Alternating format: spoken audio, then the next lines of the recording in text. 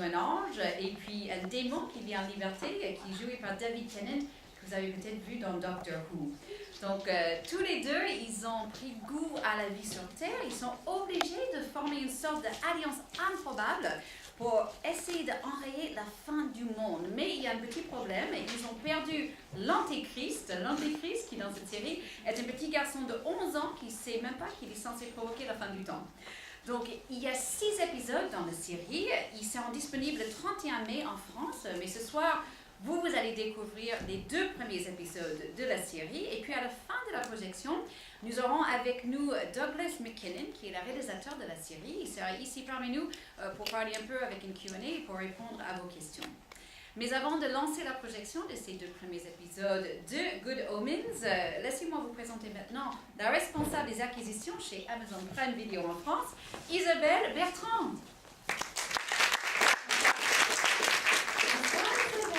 Encore une super série sur Prime Video. Alors d'abord, je suis ravie de vous accueillir pour cette première française Good Omens. Alors chez Amazon, on parle toujours du consommateur. Alors, on a eu quelques succès avec American's God. On s'est dit qu'on allait continuer sur la thématique. Donc après la saison 2 d'American's God, voilà, il y a eu la saison 2 de Fleabag. Je ne sais pas si vous avez regardé un peu Fleabag, mais ça se passe aussi pas très loin d'une église. Et nous continuons sur la thématique avec Good Omens, qui est une série truculente avec un humour anglais saillant. C'est jubilatoire. Et Isabelle, vous pouvez nous en dire un peu plus sur Prime Video en France? Alors, Prime Video en France continue à accélérer la programmation de séries originales, mais aussi liées aux acquisitions. J'étais la semaine dernière au LA Screenings, où j'ai pu voir un certain nombre de séries qui viendront prochainement en Europe et en France plus précisément. On va dire que le slate de séries s'accélère. Alors j'ai mis un petit papier, parce que maintenant il y en a pas mal, et je vais éviter d'en oublier. Bientôt Nosferatu, évidemment dans le genre horreur, Too Old to Die Young, par le réalisateur de Drive, qui était présenté à Cannes récemment. The Boys, Carnival Row, Modern Love, tout ça, qui sont des productions du studio Amazon. Et puis, très bientôt, nous accueillons notre premier stand-upper qui sera exclusivement sur Amazon, qui est Jérôme Commander, et qui annonce la venue d'un certain nombre de projets similaires. Également, en juillet, on va voir Future Man, les saisons suivantes de Mr. Robot pour un peu plus de geek. Il y a avant la fin de l'année les nouvelles saisons de Man in the High Castle, de Marvelous Mrs. Maisel, de The Expanse. Bon, enfin, il y a pas mal, de nouveaux titres. Ça, c'est pour tout ce qui est série télé.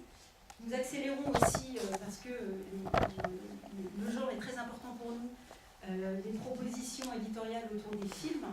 Et des films qui ne sont soit pas distribués en France, soit qui vont arriver exclusivement et directement sur les services d'Amazon en France. On a eu récemment The Upside, qui était l'adaptation américaine, une très bonne adaptation d'Intouchables.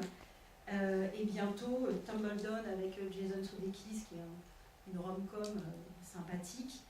Johnny Depp dans un professeur complètement déjanté qui parle totalement en vrille. C'est assez drôle. Une comédie familiale, des thrillers avec Céline Zoé, qui est un très bon film également. Et puis, on a annoncé au niveau, on va dire, mondial, un certain nombre de partenariats avec des talents d'écriture, en particulier le talent derrière des séries de télé comme Damages ou Bloodline, Glenn Kessler, je ne sais pas si ça vous dit quelque chose, ou encore Lauren Oliver pour des projets autour dans la lignée de Panique, qui sont des thrillers un peu pour une audience un peu plus jeune. Et pour terminer, en fin d'année, l'arrivée de Star Trek, la nouvelle édition avec Patrick Stewart qui reprend son rôle absolument iconique en Jean-Luc Picard, et on est absolument ravis de pouvoir offrir à nos consommateurs, juste après une diffusion américaine sur CBS, cette série télé en exclusivité. Donc un programme appétissant, chargé et varié, qui j'espère vous plaira. Et alors là, ce soir, on va découvrir les 2 premiers épisodes de Good Omens. Comment est-ce qu'on pourra les voir à tous? Alors, le 31 mai, donc la totalité des 6 épisodes. Voilà, j'espère que vous allez vous régaler. Le duo est absolument fabuleux.